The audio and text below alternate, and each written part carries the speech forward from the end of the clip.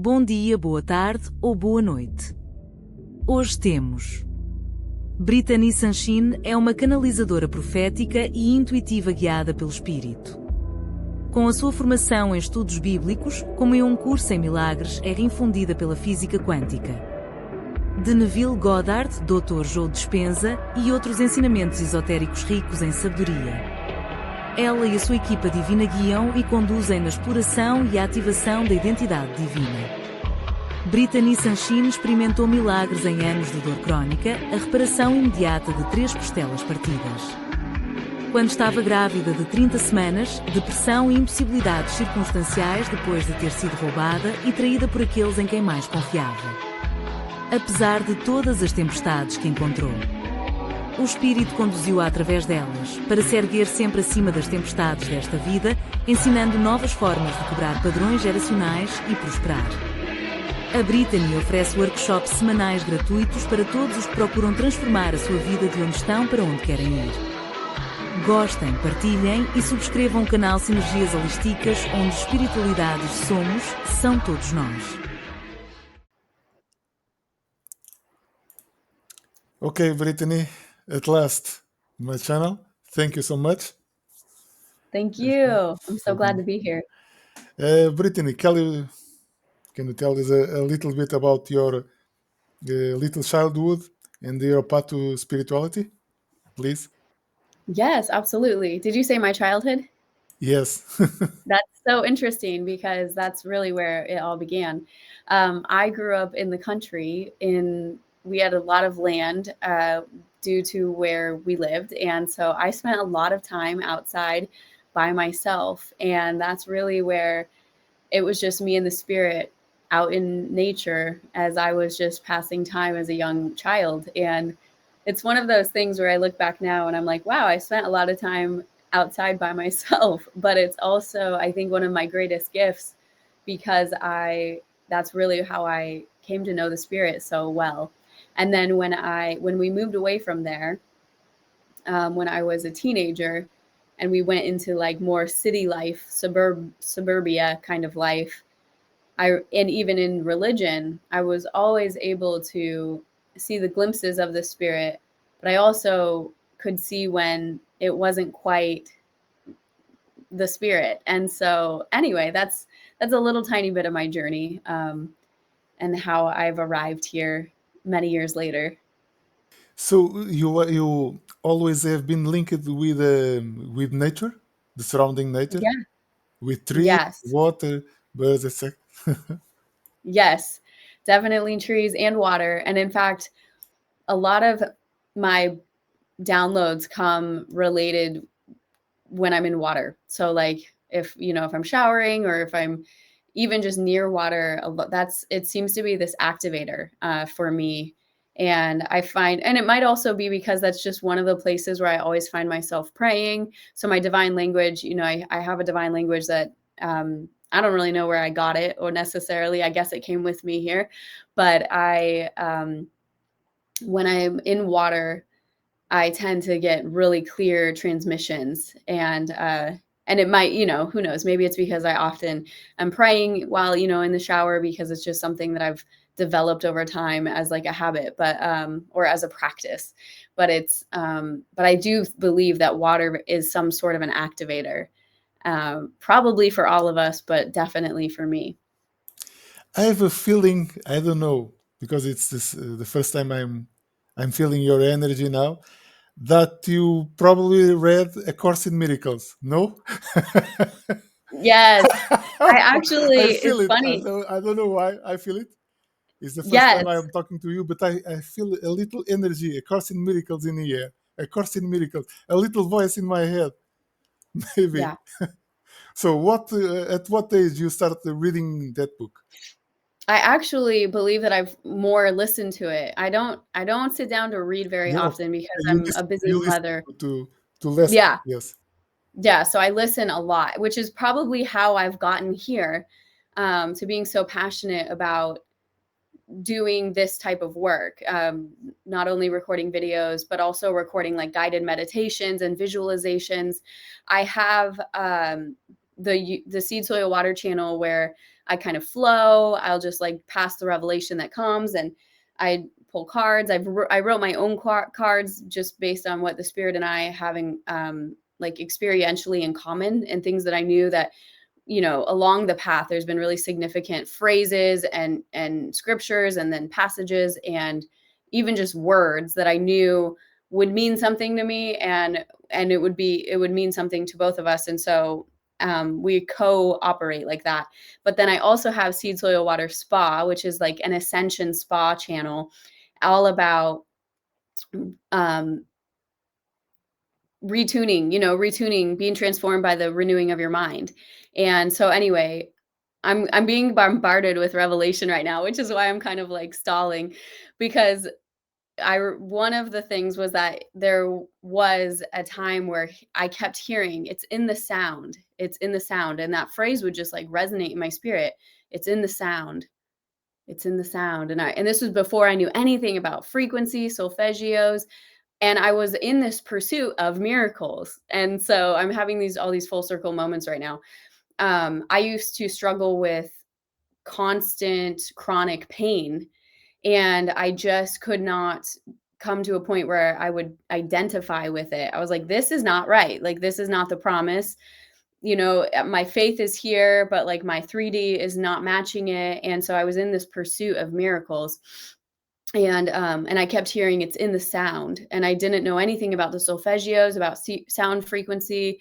I knew nothing about, I mean, I knew very little at that time about quantum physics, but it led me on this journey, which is where you'll see in my channel. It's kind of this meeting point of biblical upbringing that I had, and realizing the things that have been, you know, kind of misconstrued, or maybe all the way kept out. And then quantum physics, which is really the explanation of a lot of the stuff that you find in the Bible, but now like physics and science is explaining it.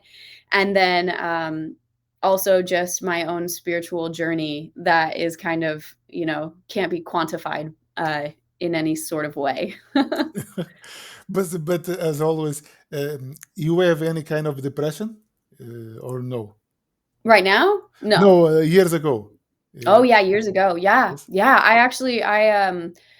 I had, what did they call it? Seasonal affective disorder. I live somewhere where it's kind of like winter can be dark and gloomy. I know. So I had seasonal affective disorder. It's funny because now it's so far behind me, I've like forgotten about this, but I did write about this in my book.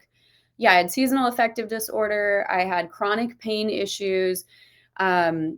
I had, who knows what else, anxiety, quote unquote. Like not to like make it, play it down for people that really struggle with that, because it is a real thing, but it's also something that can be kind of like wrapped up once you learn how to like, I'm getting the vision of like when you do like bowls and they like wrap it up, like that's kind of something that's possible. But it's this whole mind, body, spirit cooperation that all must work together. And I've learned, the subconscious cells store a lot of things that are informing and that are reflecting through our physical beings, and through, not only mentally, but physically. And I believe that the chronic pain that I used to struggle with, I actually believe that it was a generational stronghold that was passed to me through lineage. And I have my reasons for why I think that, but it was something that I just refused to adopt and like to refuse to identify with. I had people being like, why don't you just get on disability? Because it was bad enough that I would have been eligible. But I was like, no, because once I take that step and identify it with it in that kind of way, I'm afraid that it's going to give it like access or give it a right to be here. And like at this point, I'm trying to hold my ground, saying that you don't have a right to be here. So yeah, that was a wild part of the journey. I've had a lot of wild experiences that you're bringing up things I've like kind of forgotten about in time, really. One of the most difficult questions for a student of A Course in Miracles is, I don't know if you can explain us, what is the difference between self-love and selflessness? What is the difference? Yes. What is the difference when you say yes, we must love ourselves. You agree? Mhm. But how far, or for the initiate in the Course in Miracles, um, there are a lots of confusion between self-love, Mm. selfishness. So like, where's the line? Where is the line? Where is the line? It's a question of feeling. It cannot be mental, can't we? That is a great question. And it is a difficult one to answer. And I think that the greatest indicator of what can be our guide in that way is being in tune with the spirit. And by getting in tune with the spirit, I admit full-heartedly that I first got to know the spirit through the narrative of the Bible, because that's what I was raised in. But I also kind of disagree with the idea that it's all in there, and that it's only in there, because there's been a lot of manipulation and corruption in in time by people and other entities that don't want truth being, dispersed. So, all that being said, what's the difference between being selfish and like being like self-love and having self-care? I think that one of the lines are you is whatever your self-love expression and the way that you're giving yourself love, one, is it harming you or others? And if it's costing you or others in a way that's damaging or destructive, then that would probably be where that's your indicator for its selfishness. And the cool thing is the spirit will like guide you and allow your life to arrive in such a way where you will experience that rest that is your portion, that's designed for you and destined for you and intended for you, in a way that isn't it's not, it should not be costly toward others. But what's really interesting about this is such an interesting dynamic that we're talking about, is that frequency, going back to frequency, has Yes, so much energy, frequency. Yes. energy. Yes, and adhere has so much to do with this. It will influence this, because I kind of imagine we're all like little walking bubbles of energy. And we're each our own, it's like a radio station. So each of us are tuned to a radio station playing a type of song. And that's one way to look at it. But it also is like, we all each have our own level of pollution in our bubble. And so like one person's bubble can be really like purified, and like they're really on a track of doing no harm. But then if they're running into other bubbles that are polluted, and and then now they're mixing and mingling in such a way, it's interesting how there can be a domino effect in people's lives that create outcomes that maybe otherwise wouldn't have happened. So I feel like that's always that's like the free will wild card that we encounter Mhm. in life, is that it's just the wild card about like who. And that's why frequency and tending to your energy is so important, because Mhm. we are mixing and mingling with one another, and our little bubble of whatever is influencing the next person that we run into, if that makes sense. Okay. Okay. So, how you help the people? What kind of therapies you use? Techniques or therapies? What you use? Yes. So visualization is one of my very, very favorites. And on SeedSoilWater Spa, it's a sister channel to my main channel.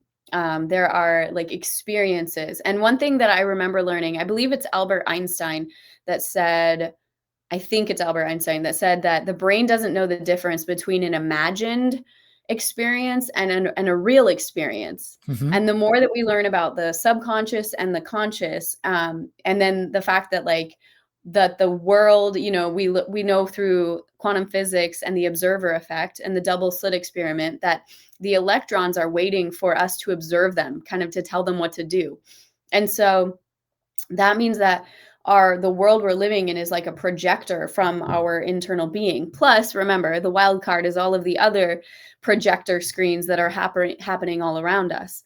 But so visualization is so powerful because you can start planting seeds to the future just right now, here, right now, through in what's going on internally.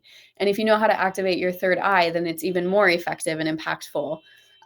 So yeah, I've created some online meditations and get guided visualizations, just different things like discovering your divine identity, having your biggest dream come true, and like getting into, because like Neville Goddard says, you want to think feelingly. So part of it is like not only imagining it, but also getting into that feeling of what it really is Exactly. like.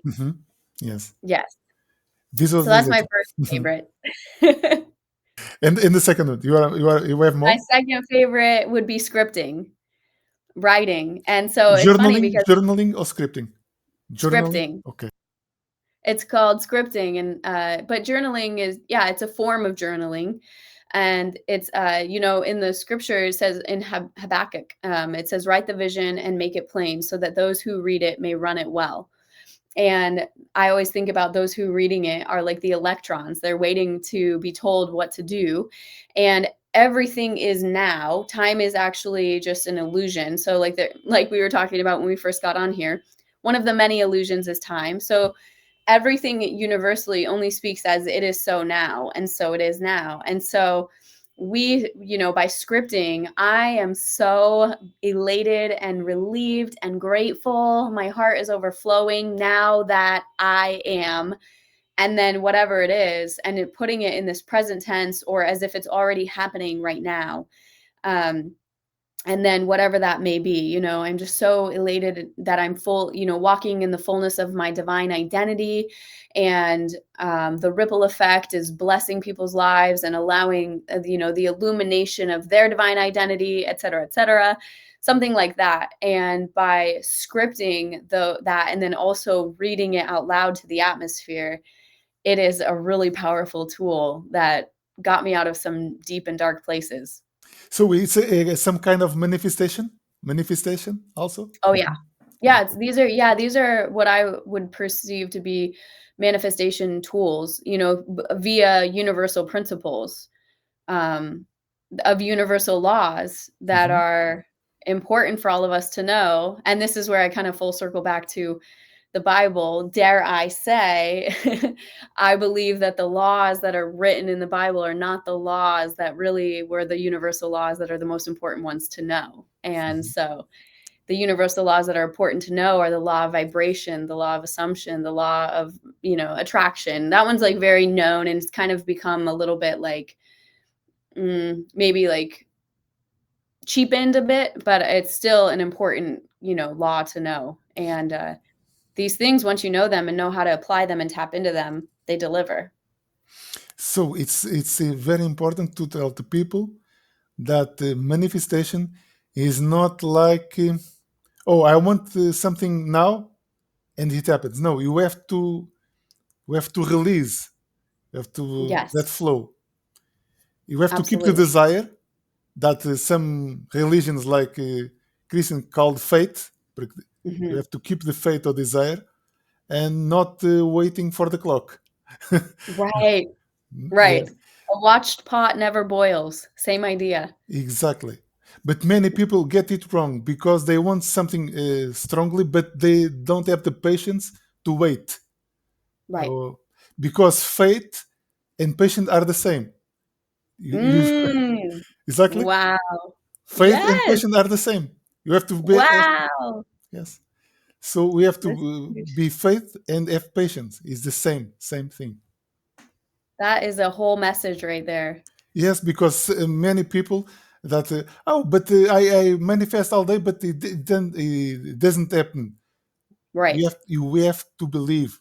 You have to Right. feel it in your heart. And hold it. And The hold. way that I visualize that is, and by the way, every idea that I have to offer comes from the spirit, so I can't really take credit for it. All of my best ideas are from the spirit, but I feel like the way that spirit ministered this idea to me was, it was like, imagine, so staying in that faith, there's a whole posture that comes with that, really believing it, really actually believing it. And so there's a posture that comes with it. And the way that the Spirit illustrated this to me, it was like, because then some things happen, like you get that, you believe that this big good thing is happening, and then let's say you get something bad happens, whatever. And it really rocks you in the 3D, like, oh my gosh, maybe I'm wrong. Maybe it's not going to happen. And so you kind of dip down.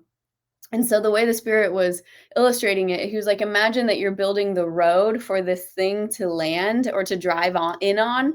And if the road is the belief level, and so you're up here and you're driving on this road and you're believing, and then something happens and now you fall out. And so then now there's, a big old pothole. And then you get back up into your belief, and then you go. So it's like the longer and the more firm and consistent that your belief and your patience are and your knowledge, you really believe it's going to happen. Like, that. And that was one of, that Spirit used to say that to me when I was younger. He was like, you got to know that it's coming. And so as if you are forming that road for the very thing that you're believing for to drive in on, and you don't want to give it too many potholes. So don't worry if you get out of alignment for a day or two or whatever, but get back up there and remember to initiate your faith, because that belief and that patience and that faith is the currency. It's like the building blocks for it to drive in on. Yes. Also, it's true. Patience and persistence, because the Course in Miracles are 366 lessons, one for each day. So it teaches persistence. Yes. So endure, exactly. Because many people think there is, there is miracles where they are not easy. They are easy, but you have to vibrate. You have to. It's you have told the word, the law of assumption. Yeah. Assumption. Yes. That the law is the fundamental for you to vibrate on what you desire. Absolutely. And it can be challenging when we live in, like you said, the patience part of it. We live in this microwave culture where we want everything immediately. Exactly. But what I've found is it's actually extremely quick when you learn how to apply all of these in the right order and hold on to them. It's incredible how quickly it actually does happen. I mean, within 6 months or a year. For an entire life to turn around in 6 months or a year is exceptional. That's not very long for the entire 3D realm to rearrange itself in such a way to deliver complete, amazing miracles. Yes. So I'm a testament to that. And that's what I'm inviting people on the journey, just to come alongside. And I have free weekly workshops where I'm teaching these things in bite-sized 20-minute pieces, where I know everyone is out there trying to survive, trying to get by, trying to, feed their kids and do their work. And how do you also then remember to believe into something new? But it's like the most important thing in your day is to take that 20 minutes, believe into something, whatever is especially related to your divine identity. That's what I'm passionate about, is about all of us remembering who we are and what our purpose is here. And so anyway, I welcome anyone to come and check out the free workshops, and to also check out the spa channel, where you can go to the audio spa. It's an imagine where, we all go to the spa. Well, maybe we all don't, but there are people who go to the spa to get external treatments, but this is the internal mindset treatment that we really need in order to create a new life. So you have a hope in a better future, yes, for humanity. Yeah. Absolutely. And the last question: do you think artificial intelligence will free us for spirituality and self-knowledge? Yeah, I do. I think that I believe that, yeah, I believe, this is kind of a funny, I believe that we are AI version 1 in a way, because we are the first creation, we're the first creation that Mhm. was by the creator, and then we've been given this free will to decide how we utilize the knowledge of the creator that we've been given, and whether we use it or not. So it's kind of the same idea. AI is just this amazing tool that we could tap into to create more beautiful things and free ourselves up, to make life easier. Or it could also be used for evil, whichever, it just depends on all of us driving, which is why I'm even more passionate about if we all can awaken to remember who we are, remember our divine identities, get free from the illusions of this realm, then we won't have to take those shortcuts that evil choices, like the people that choose evil choices, they do that because they don't realize there's a different way, or because their vision is polluted. And so it's all about purifying the lens of your vision, getting into, tune with the plumb line of balance, and all the things that are like the fruits of the spirit, nobility and good righteousness.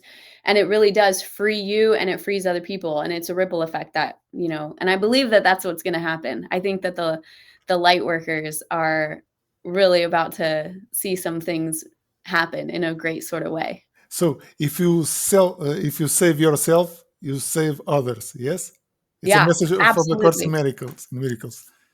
Yes. You have to And that save is yourself to save others. that's a huge part of what I it's a qualm that I have with, I don't know how religion operates in every place in the world. So obviously I can't speak to everything, but I feel like one of the misconceptions is like that it was our responsibility to save everybody else, when at the sacrifice of self and the Mhm. betrayal of self, and that is what is not the jam.